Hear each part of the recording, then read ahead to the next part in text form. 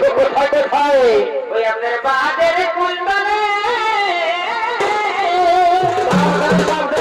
ঢুকে যাবে এ ভূতি এবার দুজনে শপথ করেছি। আর কি করেছে গো ওই আপনার বাদের কুল মানে আর আমার এবার আমি নাই কি হলো করিব বিহার কেন কেন এ সোনা তোর বিহানা হলে আমি মতো করবো না এবার আমি নাই করিব বিহার এ পাগলা তোর বিহানা হলে ওই আমাদের কোন প্রীতি গো কি হলো এবার চলুক তলে তলে